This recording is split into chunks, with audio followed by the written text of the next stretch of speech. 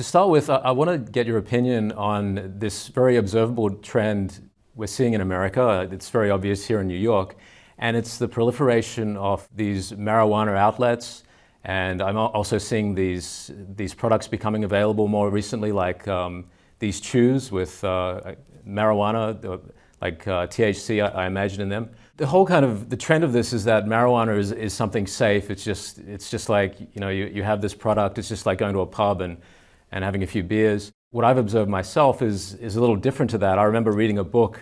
It was written by a journalist talking about her son. It was called Tell Me I'm Here. This book's probably a few decades old now. She described her son going on a camping trip, and as far as she knew, he just tried marijuana once. And that was what set him on the path to severe schizophrenia. And he ended up living on the streets and eventually, I think, ended his life.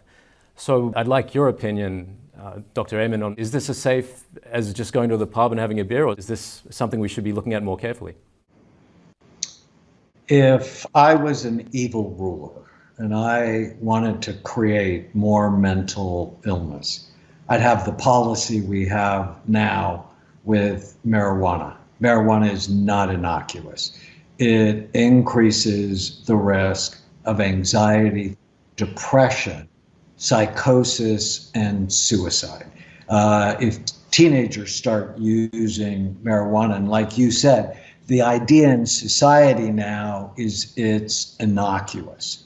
That's a lie. It's not innocuous. It doesn't affect everybody the same. There's some people it doesn't seem to affect them much, but there's a whole other group of people where it increases the risk of psychosis, 450%. I published a study on 1,000 marijuana users.